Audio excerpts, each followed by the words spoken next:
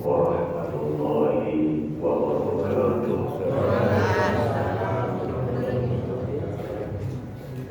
Rabbi shrah li sadri wa yassir li amri wahlul 'uqdatam min lisani yafqahu qawli. Rabbi subhanaka la ilma lana illa ma 'allamtana innaka antal 'alimul hakim. Alhamdulillahilladzi hadana hadza wa ma kunna linahtadiya laula an hadana. Asyhadu an la ilaha illallah wahdahu la syarika lahu wa asyhadu anna Muhammadan abduhu wa rasuluh. Allahumma shalli wa sallim wa barik ala sayyidina Muhammad wa ala alihi wa ashabihi wa mawala. Allah Ta'ala fi kitabihil karim ba'da a'udzu billahi minasy syaithanir rajim.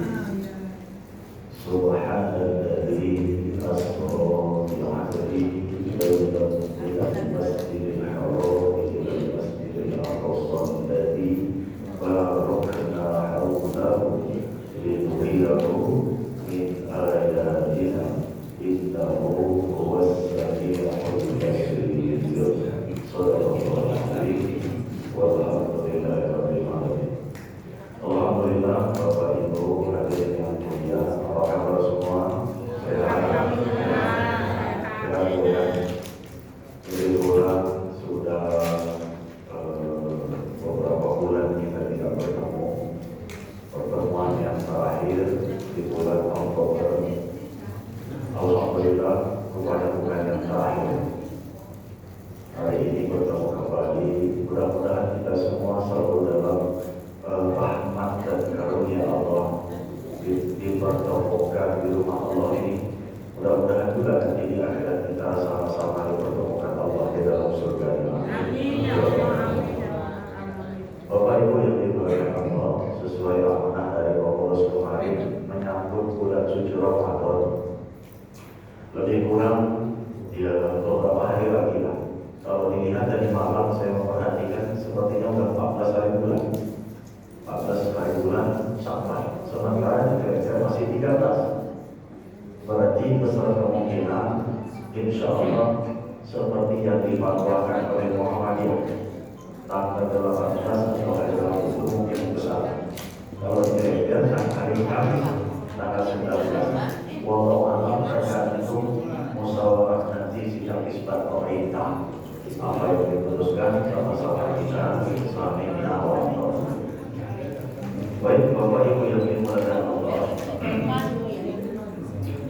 satu-satunya ayat di dalam Al-Quran yang dimulai dengan kata tasbih, ya cuma surat ini, Al-Isra ayat pertama.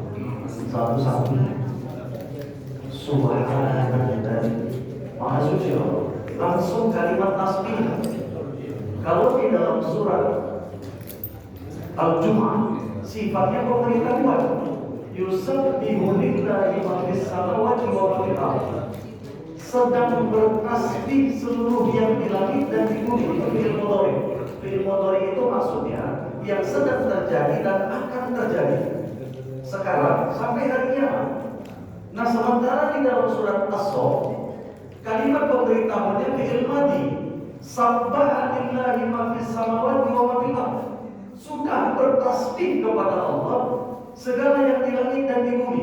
Maknanya selalu bertasbih kepada Allah, baik dulu, sekarang maupun yang akan datang, semuanya bertasbih kepada Allah. Sifatnya pemberitahuan, Pak.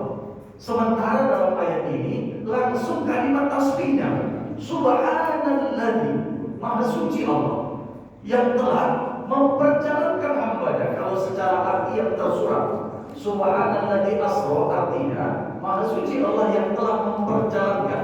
Siapa? Bi'abdihi, yaitu Nabi Muhammad. Karena Al-Quran ini kan punya arti yang tersurat dan tersirat. Nah, arti yang tersirat nanti kita bahas sedikit. Nah, arti yang tersurat, Maha Suci Allah yang telah memperjalankan seorang hambanya. Kenapa tidak disebutkan langsung Nabi Muhammad? Namanya langsung Tapi kenapa hanya disebut abdi?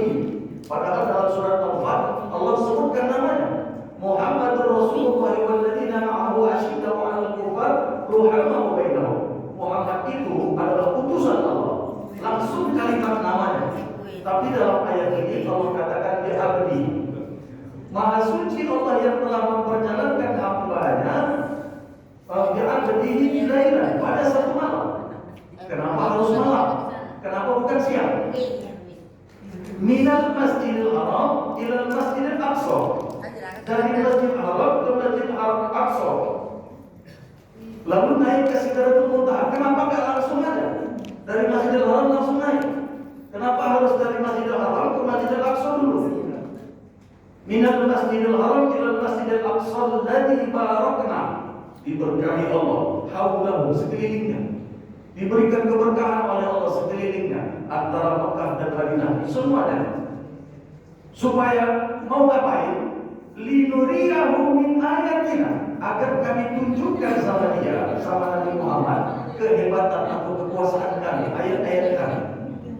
Nanti kita bahas kenapa ditunjukkan Allah. Linuriyahu min ayatina innahu huwas samiul basir. Sesungguhnya Allah itu Maha mendengar dan Maha melihat. Nah, hadirin yang mulia, dari kecil sampai sekarang dewasa, bahkan sudah tua, mungkin pun sudah tiada, kita ini selalu mendengar pembahasan tentang perjalanan Islam yang secara tersurat. Nabi diperjalankan, pertama itulah dadanya, riwayat hadis dari Ibnu Abbas. Nabi itu sebelum berangkat dibelah dulu dadanya, disucikan, dikeluarkan jantungnya, dicuci dengan air Zam-Zam. Setelah bersih baru diperjalankan. Nah, ini berhubungan dengan kalimat subhanallah tadi.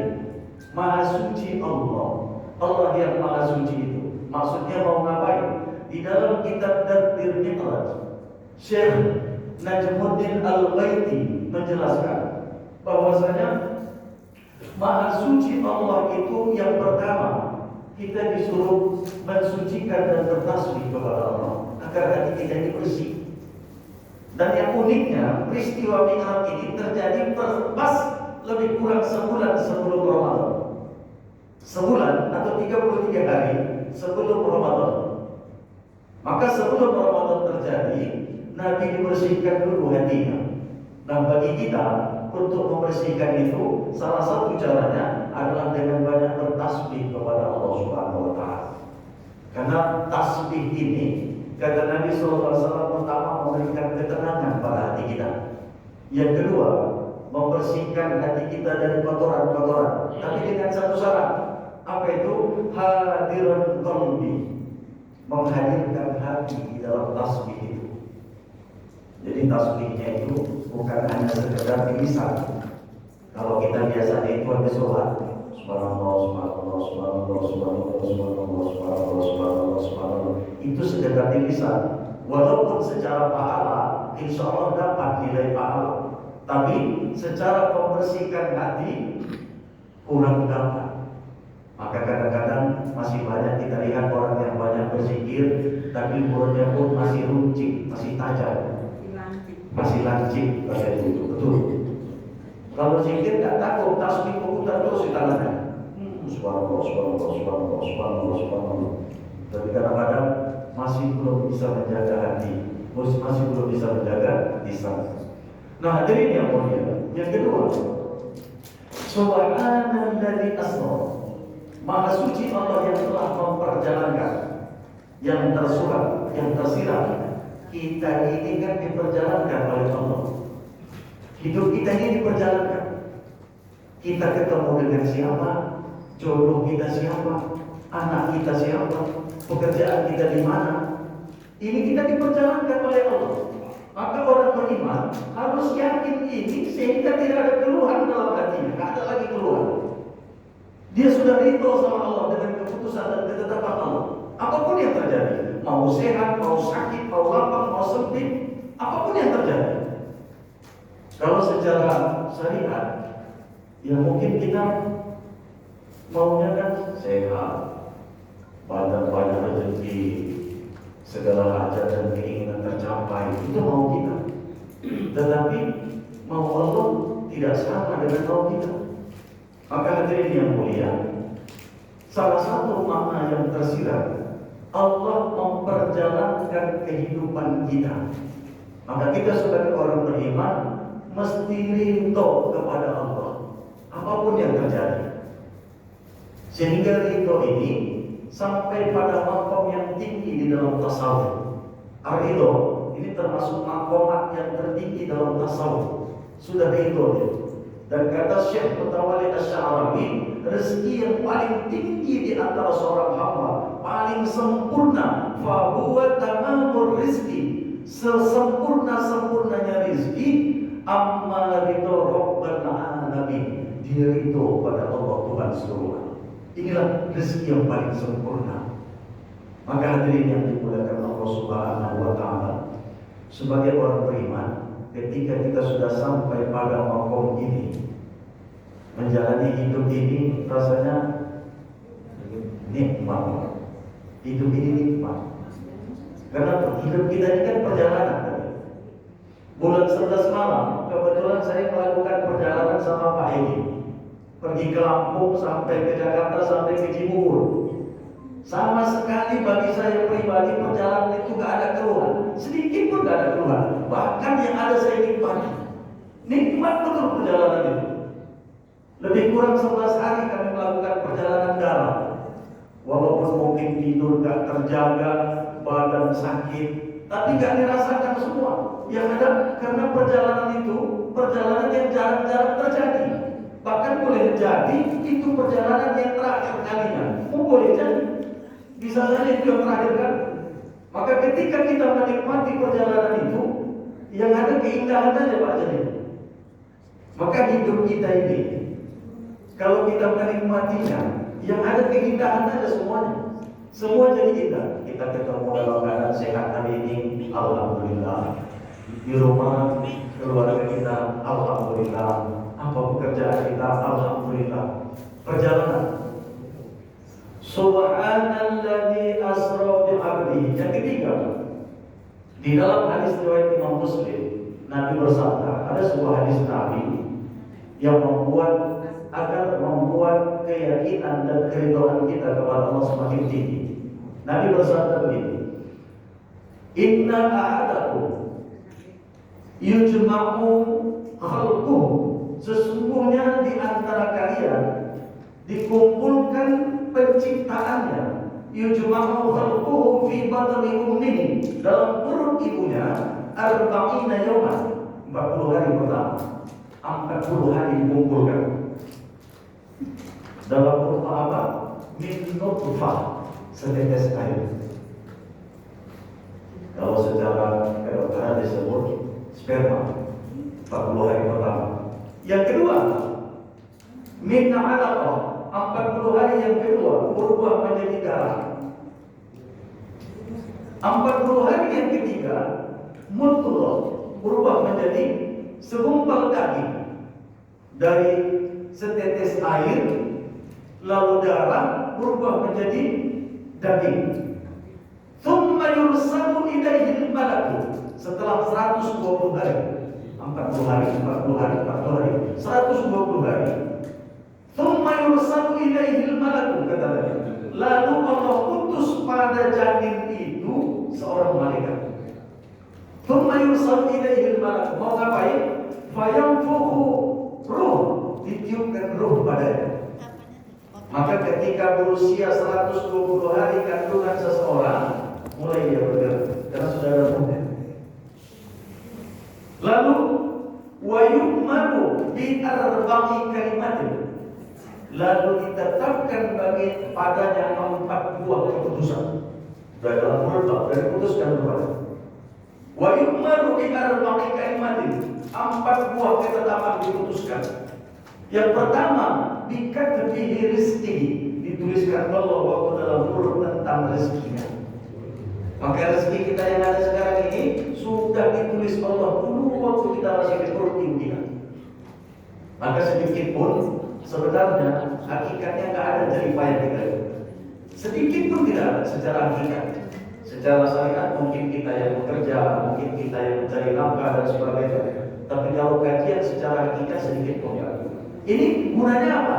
Gunanya supaya menenteramkan jiwa kita manakala rezeki itu hilang dari kita.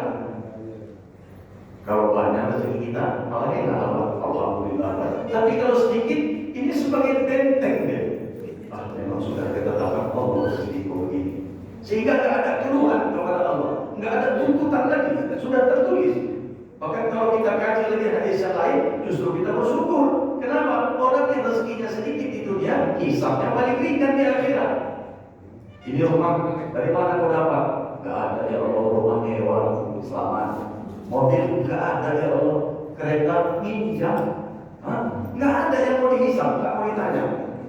Tapi kalau ada, justru sebenarnya bersyukur dia, ya Allah, syukur aku nggak punya apa. Kalau sekarang kan belum kita ya kan. Baik hadirin yang dimuliakan Allah Subhanahu Wa Taala. Jika terjadi rezeki, tetapkan Allah rezeki. Yang kedua, wa ajalihi, ajal.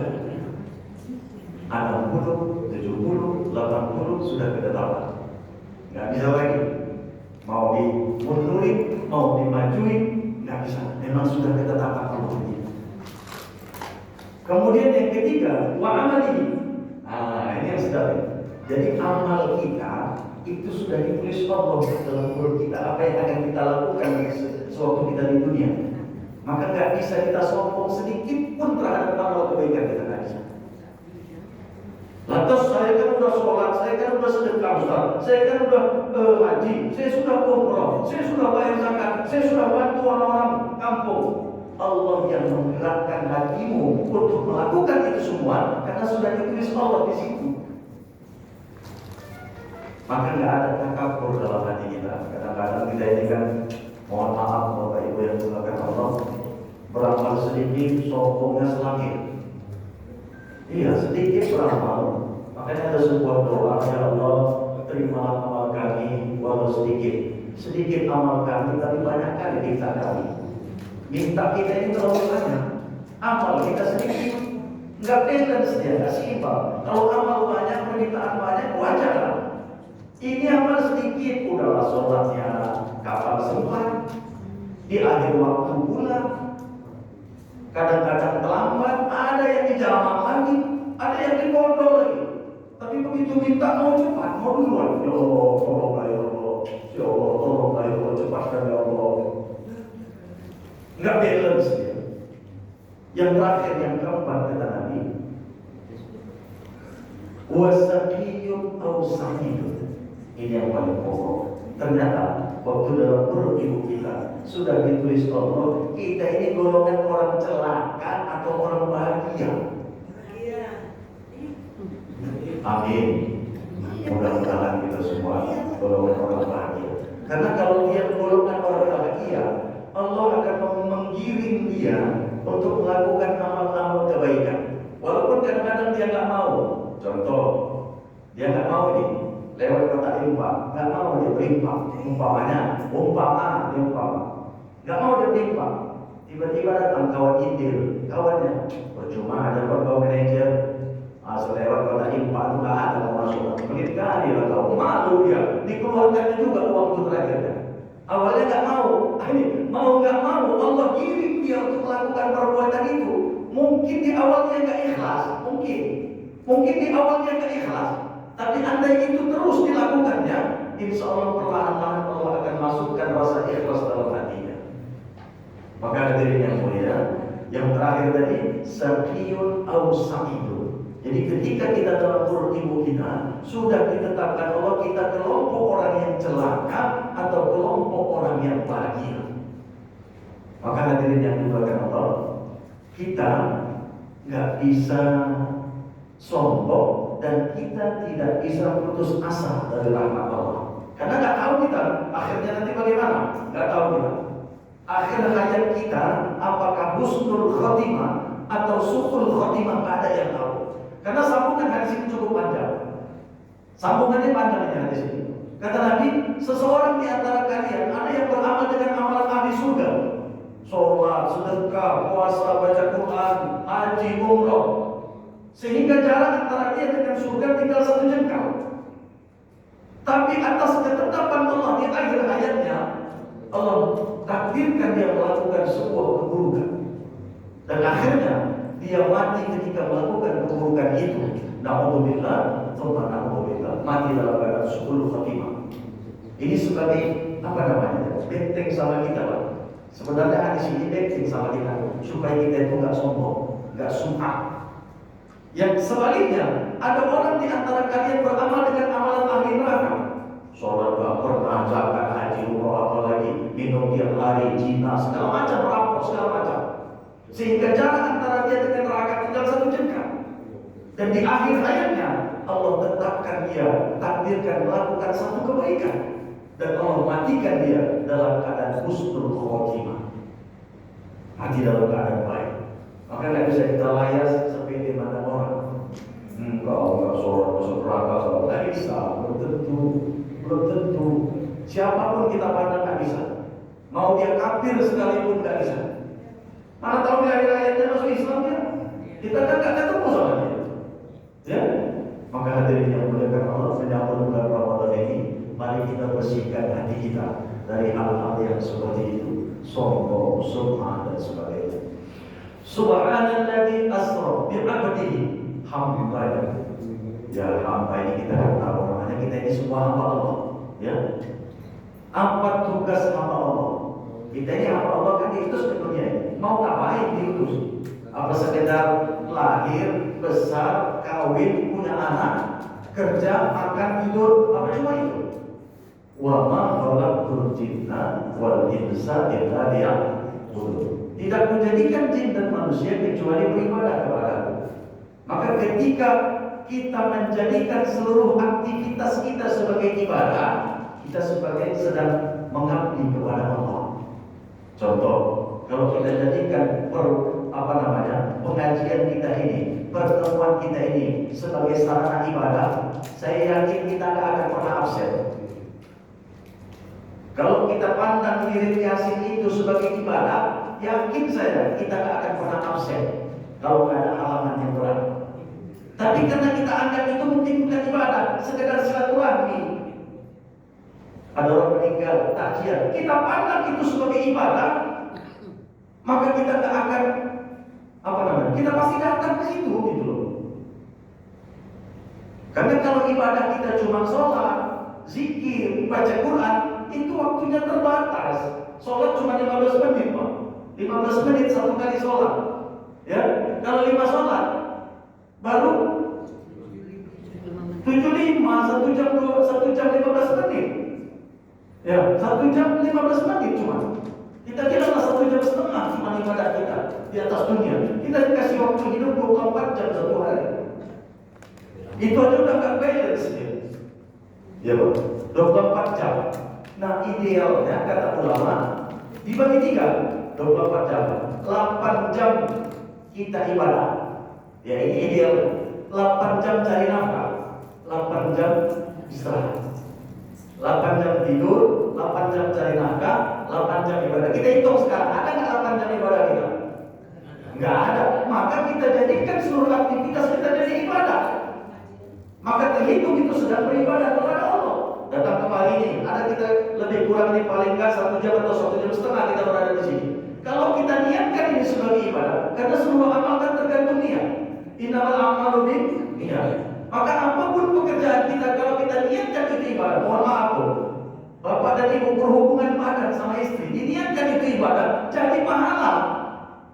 Bukan hanya sekedar melepaskan syahwat, bukan. Tapi itu jadi ibadah. Ibu nyuci piring di rumah, niatkan sebagai ibadah. Bismillahirrahmanirrahim. Itu jadi pahala. Nyuci baju di rumah, niatkan itu sebagai ibadah, jadi pahala. Ngepel lantai di rumah, niatkan ibadah, jadi pahala. Sehingga gak marah ibu kalau udah habis dipel tidak bapak lagi, gak marah.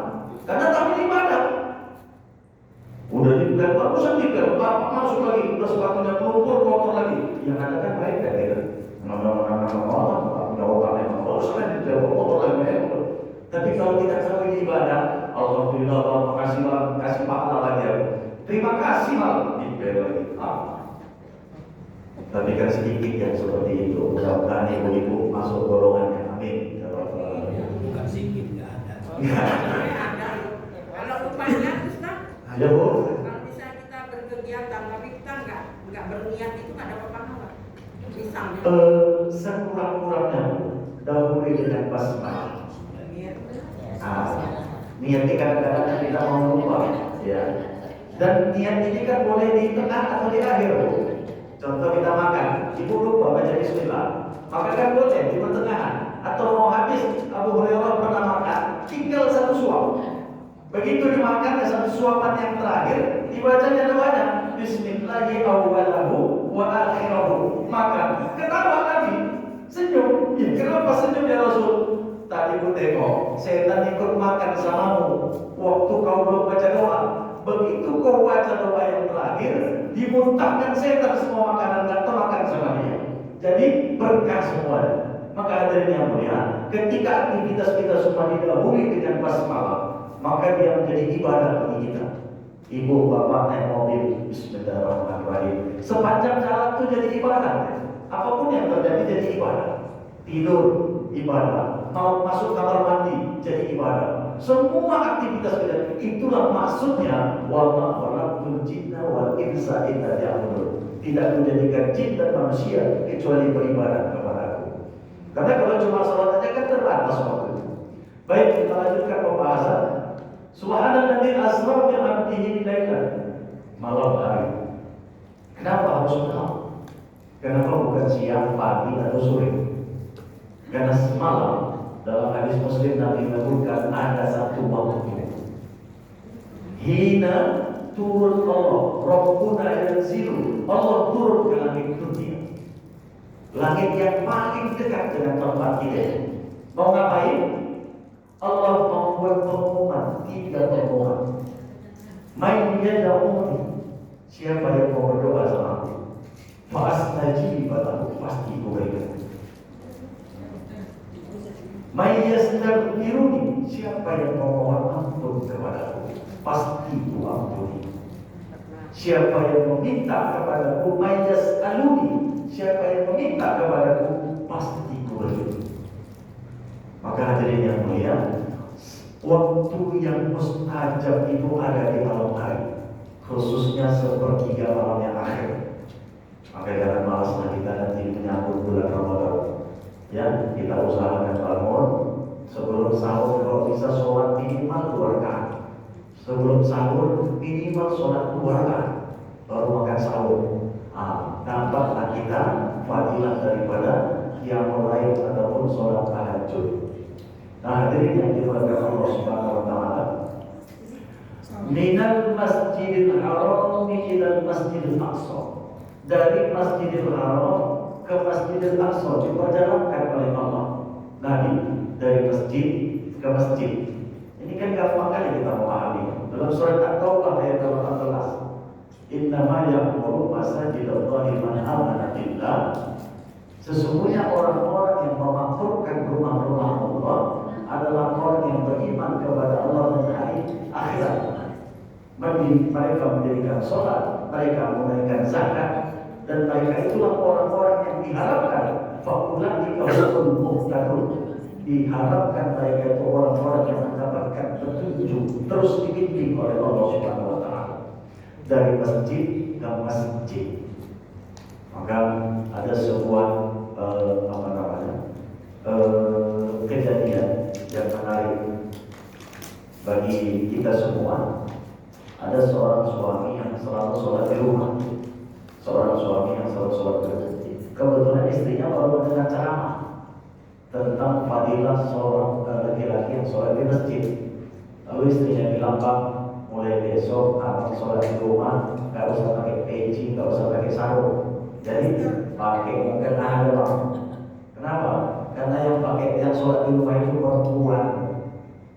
Maka hadirin yang mulia, ini ada positif dan negatifnya. Ya. Kenapa? Kalau sholat di rumah laki-laki khususnya, pertama tanggung jawabnya berat, besar. Yang kedua, pahalanya nilainya sedikit. Yang pertama tadi, tanggung jawabnya besar apa? Dia harus betul-betul menyempurnakannya, rukunnya, syarat-syaratnya. Karena nggak ada yang membackingnya. Kalau di masjid, kalau berimam, ada yang membackingnya imam. Tapi kalau dia pribadi sholat, ini berat sholat. Dan andai pun diterima, pahalanya sedikit. Satu kata, satu juga. Kalau diterima, satu. Sementara kalau di masjid, ada orang non-muslim. Tiba-tiba sekarang ini, andai kata masuk Islam, Cina masuk Islam, Ustaz saya masuk Islam sekarang ini, andai kata nanti zuhur kan udah wajib sholat ya, wajib dia sholat. Padahal nggak tahu apa-apa dia. Bacaan sholat dia nggak tahu, bahkan sunat pun dia belum. Tapi kalau dia masuk kemari, dia wudhu, dia sholat, dia ikut ruku, dia ikut sujud, sah sholatnya. Diterima Allah sholat. Itulah kelebihan sholat berjamaah. Makanya orang yang selalu ke masjid, inilah orang-orang minal masjidil haram ilal masjidil aqsa. Yang pertama, barakna haulahu, diberkahi Allah sekelilingnya. Orang yang selalu ke masjid, mudah-mudahan diberikan keberkahan Allah dalam kehidupannya. Istrinya berkah, anak-anaknya berkah, semuanya berkah. Berkah itu sesuai dengan standar yang diinginkan Allah. Kalau belum berkah, belum pas ya Allah, berarti masih ada kekurangan, pasti ada kekurangan. Bukan Allah yang keliru, bukan Allah yang salah, yakinkan kita yang kurang.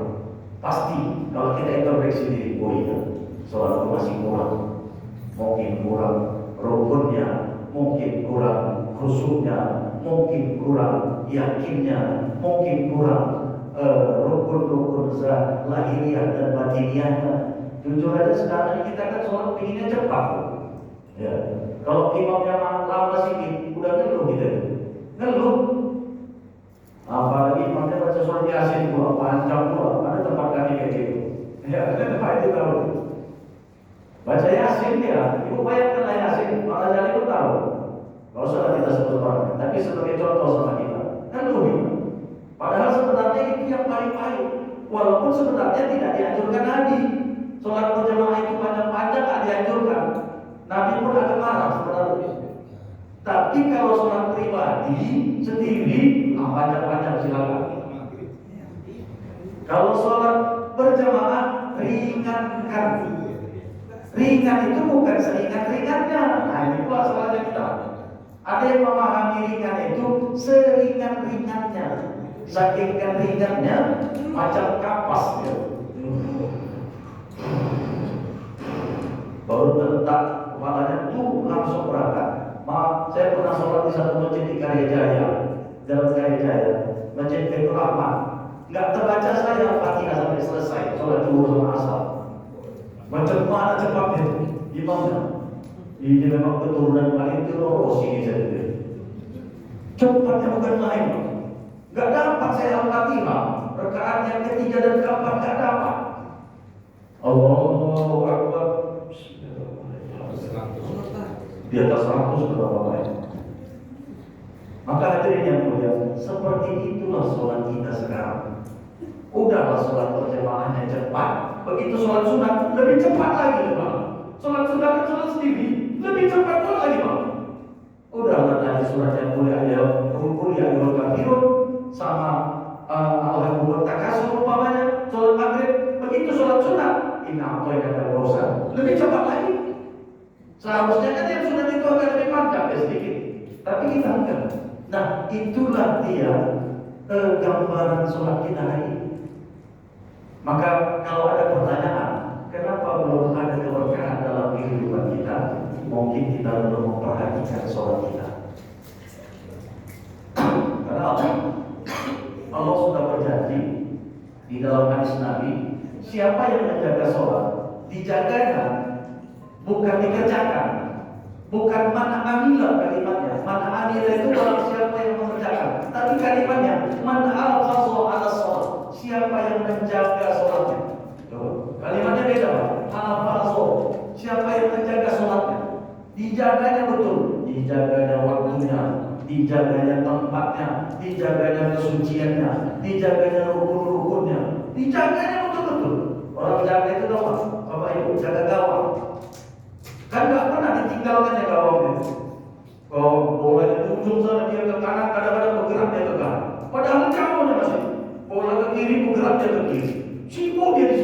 dijaganya betul-betul gawang itu. Nah, orang yang menjaga sholat itu diperhatikannya sudah. Bentar lagi dulu, siap-siap. Waktu diperhatikannya sudah. Wah, ini kayaknya bentar lagi dulu. Ada undangan ke sana, dia ada bisa, tadi ada jual bisa. Hati-hati ya. Mau berangkat naik pesawat, macam mana caranya? Nanti nggak ada di sana kamar mandi, wudhu payah. Bawa sedikitlah pasir untuk tayamum. Karena kalau tayamum kita di kursi pesawat, nggak ada debunya. Kalau ada debunya dipecat sama pergawati. Kan betul? Bersihnya udah main itu aku pesawat. Makanya di Jazirah Arab ada sebuah maskapai menyediakan satu koper untuk tayamum. Itu dibuka, ada debunya untuk tayamum. Diperhatikan, itu namanya memperhatikan, menjaga. Man hafaza ala sholat, siapa yang menjaga sholatnya, akramahullahu ta'ala bi khamsihi sholat, dimuliakan Allah dia dengan 5 perkara. Yang pertama dan yang paling penting, yarfa'u anhu dhiqal 'ish, diangkat Allah kesusahan hidupnya. Ada masalah, dikasih Allah jalan keluarnya. Ada problem, jalan keluar. Hidup ini kan memang gak lepas dari masalah. Di antara kita ini semua punya masalah. Mungkin yang berbeda-beda masalahnya. Ada masalah dengan istrinya, ada masalah dengan suaminya, ada masalah dengan anaknya, ada masalah dengan orang tua, masalah dengan kakak, dengan adik, dengan atasannya, dengan saudara, dengan tetangga. Macam-macam hidup kita punya masalah. Tapi orang yang menjaga sholat, Allah kasih jalan keluar untuk menyelesaikan masalah dengan sebaik-baik. Yarfa'u anhu dhiqal 'ish, masalah rezekinya, masalah keluarganya, masalah semua. Maka hadirinnya dimuliakan Allah. Minal masjidil haram ilal masjidil aqsa barakna haulahu, diberkahi Allah sekeliling. Orang yang selalu ke masjid, insya Allah diberkahi Allah sekeliling kehidupannya. Mau ngapain? Supaya apa? Linuriyahu min ayatina, supaya kami tunjukkan sama dia ayat-ayat kami, kata Allah. Nah, peristiwa Isra Mi'raj itu terjadi pada Amul Huzn. Apa Amul Huzn? Tahun kesedihan. Itu Nabi betul-betul sedih. Sebelum peristiwa Mi'raj terjadi, Nabi betul-betul terpukul. Masalahnya cukup berat bagi dia. Pertama, istrinya meninggal. Wah, kita bagi kita yang sudah kehilangan pasangan, tahu kita macam mana. Kadang-kadang istri kita menjadi 3 hari aja bingung kita di rumah itu mau ngapain. 3 hari aja dia pergi cuma. Piring macam mana, baju bersera, nggak tahu kita. Pasangan hidup, apalagi selamanya, terpukul tadi. Kehilangan betul. Yang menjaga dia, yang menyayanginya, yang mengorbankan seluruh hartanya. Sampai-sampai satu ketika Nabi suka cerita tentang Khadijah sama Aisyah. Aisyah kan ada salah cemburu, panas orang udah meninggal kok cerita-ceritain kan begitu. Maka ditanya sama Aisyah, ya Rasulullah, bagaimana rupanya kedudukan Aisyah dalam hatiku? Kedudukan Khadijah dalam hatiku. Maka kata Rasul, wahai Aisyah, sekiranya Khadijah masih hidup, kau tidak akan berada di sisiku. Subhanallah. Kalau Khadijah masih hidup, kau gak akan berada di sisiku. Saking cintanya Nabi kepada Khadijah. Gak peduli walaupun istrinya lebih tua, apalagi lebih muda, lebih tua padahal. Tapi akhlaknya, kebaikannya, sifatnya, kelembutannya sedikit pun gak pernah marah sama suaminya. Jadi kalau ibu contoh memang Khadijah, Masya Allah, luar biasa. Mudah-mudahan nanti ketemu sama dia di sana. Ada dengan surga. Khadijatul Kubra. Diriwayatkan dalam sebuah hadis, wanita yang pertama masuk ke dalam surga termasuk Khadijatul Kubra radhiyallahu anha, yang tidak bisa tertandingi amalnya. Kalau kita tengok waktu dia hantar makanan sama Nabi, kita di gua Tur itu, kita yang udah pernah pergi haji atau umroh, kita aja laki-laki gak sanggup jalan itu. Dari kota Mekah naik ke atas gunung itu, tiap hari ngantar makanan suaminya ke situ. Tiap hari, 40 hari Nabi di situ, iktikaf di situ di gua itu, gua Tur. Tapi tetap dijalani, panas, padang pasir, kerikil, batu-batuan, antar makanan suaminya tiap hari. Bukan 3 kali makan, enggak, 1 hari sekali. Kita ada yang 3 kali makan, pagi makan, siang makan, sore makan, malam pun tidur makan lagi. Sikit-sikit makan, sikit-sikit makan. Orang dulu sikit makan, sikit makan. Kita sikit-sikit makan. Maka kadang-kadang kalau udah makanya kadang-kadang kena asam urat, kolesterol, dia wajar. Kalau kita makan kita pun kayak gitu, nggak bisa nggak bisa dikontrol. Selera kita, apa yang nampak gas, apa yang nampak gas. Maka ini yang dimulakan Allah. Sekarang tak lagi ya Bu, alhamdulillah. Apalagi nanti mau puasa ya Bu, agak-agak kirim lah. Amal husud, tahun kesedihan. Kita kadang-kadang dapat masalah dalam hidup. Ya, sama seperti Rasul, kehilangan istrinya, kehilangan pamannya. Wah, ini yang paling yang membela dia dalam dakwah itu pamannya. Muhammad, apa yang mau kau sampaikan, sampaikan. Aku di belakangmu. Kalau ada yang apa-apain kau bilang, nggak ada yang berani. Kenapa? Abu Thalib itu termasuk kepala suku, disegani. Nah, selama pamannya masih hidup, nggak pernah satu ujung rambut Nabi pun diganggu, nggak pernah. Sama Abu Jahal, Abu Lahab nggak pernah.